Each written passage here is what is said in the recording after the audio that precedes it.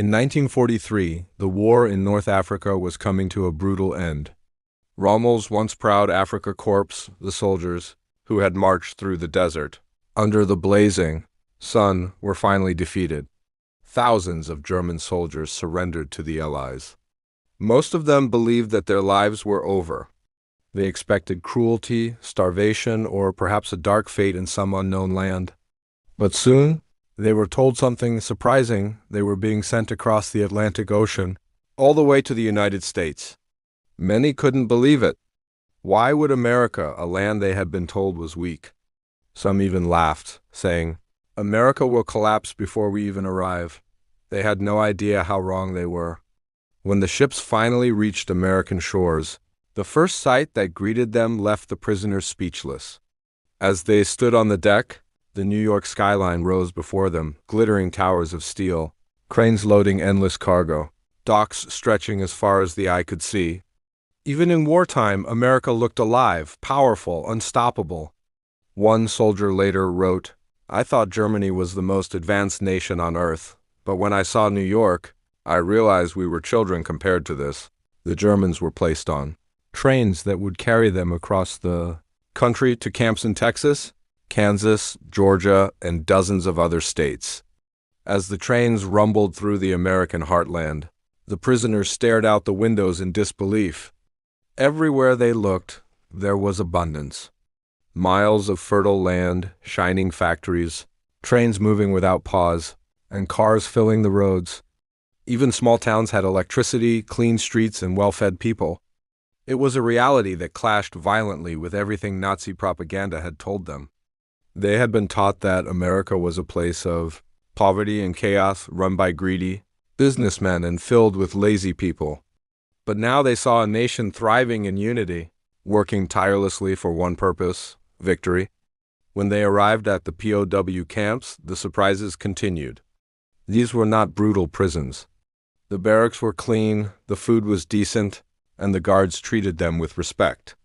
They were allowed to play sports, attend classes, and even watch movies. Some of them were assigned to work on nearby farms or factories, earning small wages. For men who had prepared for torture or starvation, it was unbelievable. One POW later said, "They treated us better than our officers ever did." The most shocking part came when they saw America's industrial power up close. In the factories where they worked, they witnessed machines that never stopped. Massive assembly lines producing trucks, airplanes, weapons, and uniforms faster than any German factory ever could. The scale was beyond imagination. They realized that while Germany was struggling to keep its war machine alive, America was producing enough supplies for itself, Britain, the Soviet Union, a level of industrial coordination that seemed impossible to them.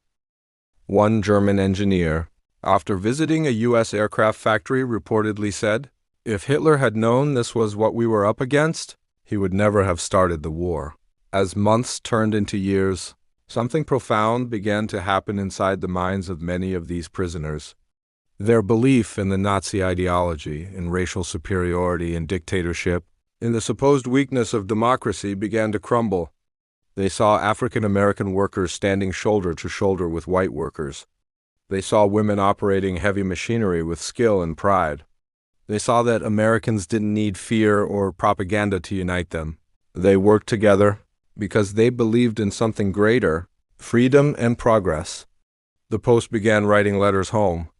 Some spoke of their amazement, others of their confusion.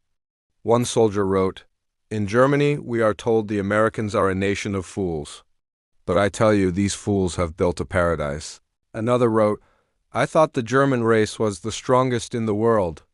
Now I see that strength comes not from blood, but from opportunity."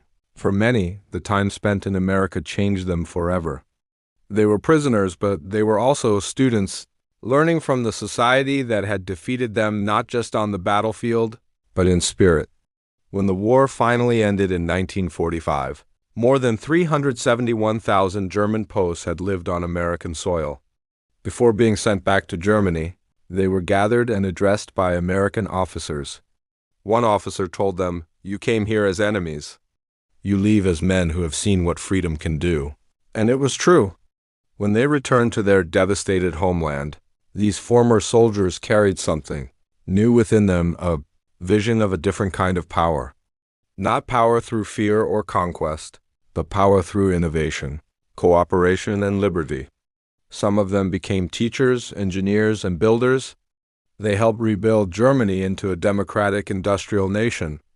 In a quiet way, their time in America had planted the seeds of a new future. It said that no propaganda film, no lecture, and no military defeat could have changed their minds the way their own eyes did. Seeing America's strength with their own eyes destroyed the myth of Nazi superiority more completely than any bomb ever could. They arrived in chains, convinced of their nation's destiny. They left free in mind, convinced of humanity's potential. And so, hidden behind the barbed wire of those faraway camps, far from the roar of the front lines, one of the war's most profound transformations took place, not through violence, but through understanding. The German prisoners of war came to America as soldiers of tyranny, but they left as witnesses to freedom.